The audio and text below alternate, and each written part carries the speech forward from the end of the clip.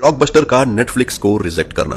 2000 के शुरुआत में ब्लॉकबस्टर दुनिया की लीडिंग वीडियो रेंटल कंपनी थी और उसका हर शहर में एक आउटलेट होता था। वहीं नेटफ्लिक्स एक नई कंपनी थी जो एक innovative online rental model propose कर रही थी। नेटफ्लिक्स ने ब्लॉकबस्टर को $50 मिलियन में मर्ज करने का ऑफर दिया, लेकिन ब्लॉकबस्टर के एग्जीक्यूटिव्स ने इस ऑफर को रिजेक्ट कर दिया। ब्लॉकबस्टर का सोचना था कि उनका ट्रेडिशनल मॉडल ही सक्सेसफुल रहेगा और वो डिजिटल ट्रांजिशन का समय नहीं पहचान पाए। आज नेटफ्लिक्स की मार्केट कैप $379 बिलियन से भी ज्यादा है, जिसकी इंडियन करेंसी में कीमत 32 अरब रुपए से भी ज्यादा होती है। और वहीं ब्लॉकबस्टर केवल एक हिस्ट्री का हिस्सा बनकर रह गया है। ये डिसीजन हर बिजनेस के लिए एक वार्निंग है कि कभी इनोवेशन को लाइटली नहीं लेना चाहिए और नए ट्रेंड्स को समझना कितना जरूरी है। ब्लॉकबस्टर की ये गलती उनकी कंप्लीट डाउनफॉल का रीजन बनी। नंबर 8, टाइटैनिक का डूबना। टाइटैनिक एक ऐसा जहाज था जो अनसिंकेबल कहलाता था, लेकिन 1912 में एक आइसबर्ग से टकराने के बाद सिर्फ 2 घंटे में डूब गया। इस इंसिडेंट का सबसे बड़ा कारण था अपर्याप्त सुरक्षा के उपाय और रेडियो वार्निंग्स को नजरअंदाज करना। टाइटैनिक के डिजाइन और कंस्ट्रक्शन में कुछ फंडामेंटल फ्लॉज थे जो इमरजेंसी के वक्त सामने आए। इस डिजास्टर की वजह से 1500 से भी ज्यादा लोगों की जान गई और फाइनेंशियल लॉस आज के हिसाब से $7 बिलियन के आसपास था। ये ट्रेजेडी एक बड़े लेसन के रूप में देखी जाती है कि एरोगेंस और ओवर कॉन्फिडेंस कितना महंगा पड़ सकता है। साथ ही ये मैरीटाइम लॉज और शिप सेफ्टी रेगुलेशंस में भी बड़े चेंजेस का कारण बना। इस गलती ने दुनिया को यह सिखाया कि एडवांस टेक्नोलॉजी के बावजूद बेसिक प्रिकॉशंस कितने जरूरी होते हैं।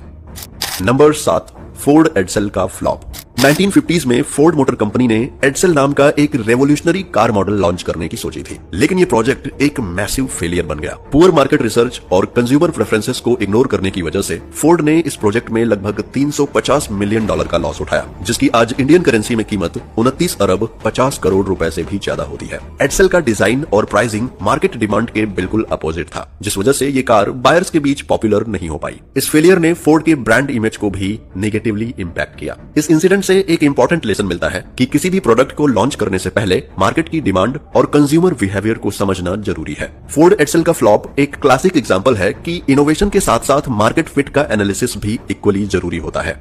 Number 6, the great fire of London. 1666 में एक बेकरी से शुरू हुई छोटी सी आग धीरे धीरे लंदन के मेजॉरिटी एरिया को खा गई। पुअर सिटी प्लानिंग और उस समय की फायर फाइटिंग कैपेबिलिटीज की कमी इस डिजास्टर का कारण थी। लगभग 87 चर्च और हजारों घर इस आग में जल गए। उस समय के हिसाब से इन्हें रीबिल्ड करने का कॉस्ट मिलियंस ऑफ पाउंड्स था, जो आज के हिसाब से बिलियंस के बराबर होता। शहर का इंफ्रास्ट्रक्चर पूरी तरह से खत्म हो गया और लोग घर से बेघर हो गए। ये इंसिडेंट गवर्नमेंट और सिटी प्लानर्स के लिए एक वेकअप कॉल था, जिसका रिजल्ट बेटर सिटी प्लानिंग और एडवांस्ड फायर फाइटिंग मेजर्स के रूप में देखा गया। The great fire of London एक एग्जांपल है कि एक छोटी नेग्लिजेंस कितनी बड़ी ट्रेजेडी में बदल सकती है।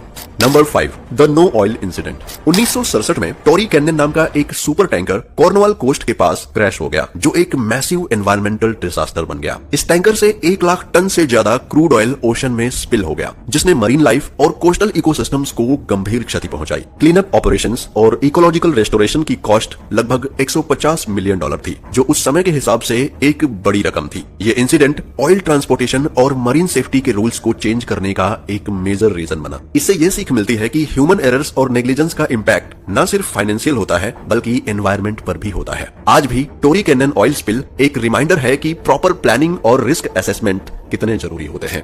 नंबर 4, कॉनकॉर्ड का क्रैश। 2000 में पेरिस के एक एयरपोर्ट पर कॉनकॉर्ड सुपरसोनिक जेट का एक ट्रेजिक एक्सीडेंट हुआ। इस क्रैश का प्राइमरी कारण रनवे पर गिरा हुआ एक मलबा था, जो कॉनकॉर्ड के टायर को डैमेज कर गया। इस टायर डैमेज की वजह से फ्यूल टैंक पंचर हो गया और एक एक्सप्लोजन ने एयरक्राफ्ट को क्रैश कर दिया। इस इंसिडेंट में 113 लोगों की जान गई और एविएशन इंडस्ट्री को लगभग $1 बिलियन का नुकसान उठाना पड़ा, जो आज के इंडियन करेंसी के हिसाब से लगभग 84 अरब रुपए होते हैं। कॉनकॉर्ड का ये क्रैश इस आइकॉनिक सुपरसोनिक एयरक्राफ्ट के एंड का कारण बना, क्योंकि इस इंसिडेंट के बाद कॉनकॉर्ड ऑपरेशंस परमानेंटली सस्पेंड कर दिए गए। ये ट्रेजेडी एविएशन सेफ्टी और रनवे इंस्पेक्शंस की इंपॉर्टेंस को हाईलाइट करती है और हर फ्लाइट के पहले कॉम्प्रिहेंसिव चेक्स की जरूरत को समझाती है।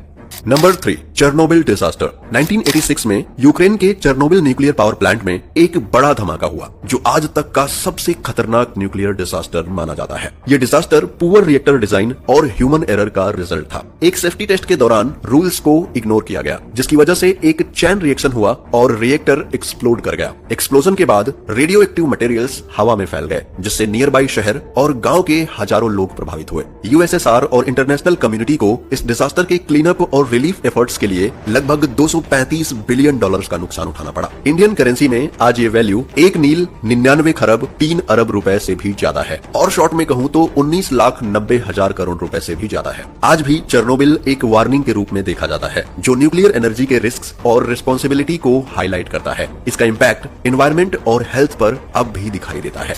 अगला है लेमन ब्रदर्स का कोलैप्स। सन 2008 का फाइनेंशियल क्राइसिस दुनिया के लिए एक बड़ी ट्रेजेडी था, लेकिन इस क्राइसिस का सबसे बड़ा सैंबल लेमन ब्रदर्स का कोलैप्स था। लेमन ब्रदर्स, जो एक मेजर इन्वेस्टमेंट बैंक था, पुअर रिस्क मैनेजमेंट और सब प्राइम मॉर्गेज क्राइसिस के कारण बैंक्रप्सी फाइल करने पर मजबूर हो गया। बैंक के पास लगभग $600 बिलियन का कर्ज था। इंडियन करेंसी में आज ये कीमत 5 नील 8 खरब रुपए से भी ज्यादा होती है, और शॉर्ट में कहूं तो 50 लाख करोड़ रुपए से भी ज्यादा होती है। इसके कोलैप्स ने ग्लोबल फाइनेंशियल सिस्टम्स को हिलाकर रख दिया, दुनिया भर में एक ग्लोबल रिसेशन को जन्म दिया, जिसका इंपैक्ट मिलियंस ऑफ लोगों की जॉब्स और रिटायरमेंट सेविंग्स पर पड़ा। ये गलती एक वार्निंग के रूप में देखी जा सकती है कि फाइनेंशियल इंस्टीट्यूशंस में ट्रांसपेरेंसी और अकाउंटेबिलिटी कितनी जरूरी है। साथ ही इस कोलैप्स ने फाइनेंशियल रेगुलेशंस और रिस्क मैनेजमेंट प्रैक्टिसेस को रीडिफाइन करने में मदद की।